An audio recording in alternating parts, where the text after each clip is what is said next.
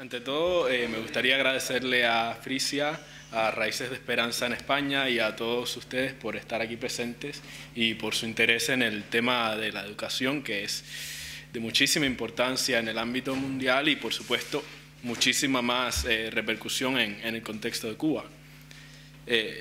La educación como derecho civil, y me permito expandir esta calificación y referirme a ella como derecho humano, es un tema, es un concepto que se maneja comúnmente desde hace mucho tiempo en las sociedades democráticas. En la Declaración Universal de los Derechos Humanos, 1948, se recoge la educación como uno de los derechos que pertenece a cada ser humano. En la propia Constitución Española, 1978, se lista bajo el titular Derechos Fundamentales y Libertades Públicas el derecho a la educación de cada ciudadano. En otros países, como en Estados Unidos, donde no está comprendida en los documentos legales la educación como un derecho civil o como un derecho de los ciudadanos, también se trata como tal en la práctica. O sea que es en este modo en el que generalmente pensamos consciente o inconscientemente de la educación. Y ahora bien, cuando se habla de la educación en este ámbito, es importante hacer una diferencia entre educación e instrucción. O sea, la educación se trata además de enseñar a leer, a sumar, a restar a las personas. Se trata además de proveer los conocimientos básicos. La educación se trata de proveerle a cada persona las herramientas con las que pueda desarrollar un plan de vida de acuerdo con sus convicciones, o sea, donde pueda desarrollar su plena humanidad, como menciona como objetivo de la educación en la Declaración de los Derechos Humanos que ya he mencionado. Entonces, es mucho más que la enseñanza, es mucho más que la instrucción. Y a la luz de esta interpretación, pues también se puede pensar en la educación como un requisito previo para el ejercicio del resto de los derechos civiles. No se puede pensar, no se puede hablar de libre expresión, de participación política, del derecho al trabajo, cuando no se tiene educación. La educación es lo que te permite, pues, formarte una idea, una opinión propia y libre, es lo que te permite, pues, tener los conocimientos para buscar el trabajo y la remuneración económica que sea de tu interés, y es lo que te permite, pues, bueno, los conocimientos y la motivación para participar en la política y tantos otros derechos civiles. Menciono solo 3 por dar ejemplo. Ahora bien, esto se presta a confusión en el caso de Cuba. No es extraño escuchar a alguien que dice: el sistema educativo cubano es ejemplar, el sistema educativo cubano es muy bueno, es gratuito, hay un alto nivel de escolarización. Bueno, es cierto que hay un alto nivel de escolarización, es cierto que es gratuito, pero maticémoslo un poco, ¿no? Pensemos en la educación y la enseñanza nuevamente. Para dar un poco de color a esta diferencia, me gustaría referirles una anécdota de una de mis primeras experiencias dentro del sistema educativo cubano, pero antes me gustaría invitarlos un poco a la reflexión, invitarlos un poco a pensar en vuestro propio caso. Quiero que piensen en el primer nombre que a ustedes se les enseñó a escribir. En la escuela, ¿cuál fue el primer nombre que la maestra les ayudaba, les decía, mira, así, les enseñaba a escribir?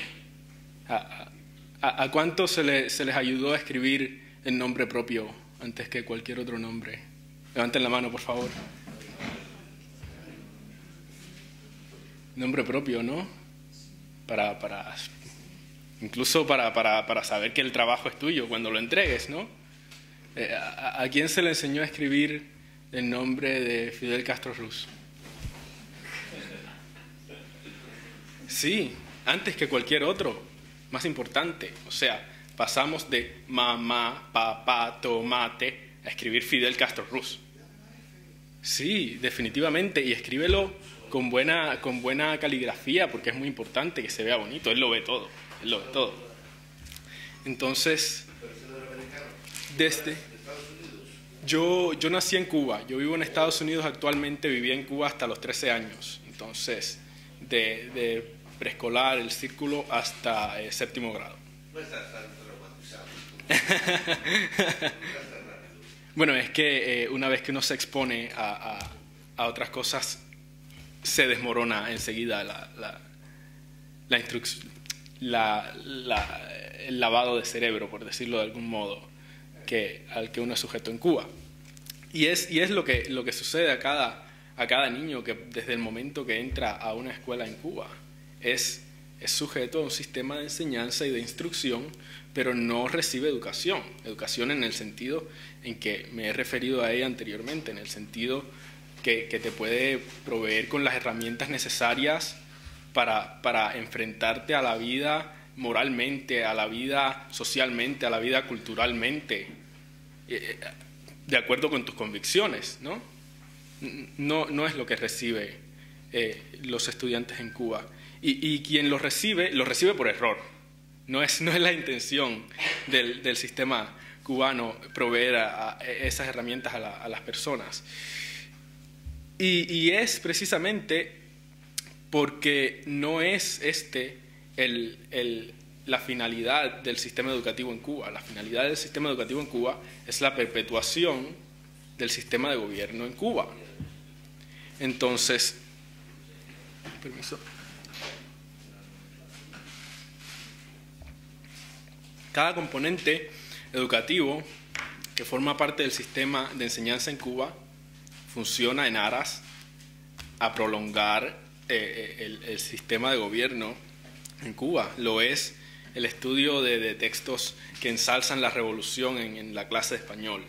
Lo es el estudio de una historia descaradamente parcializada. O sea, cada país toma decisiones acerca de cómo enseñar su educación. Cada profesor tiene también sus convicciones, que bueno, por mucho que trate de apartar es un poco imposible, pero en Cuba es a un nivel descarado y es un nivel sistematizado. Y lo es también en la restricción del acceso a materiales educativos como puede ser Internet, como pueden ser ciertos tipos de libros o documentales. Entonces, estas son cosas que podrían contribuir a una educación amplia, a una educación que desarrolle la amplia magnitud, los matices del ser humano, los matices que van más allá del desempeño de una profesión o de los conocimientos de lectura o de aritmética. Y no es el propósito del sistema educativo cubano.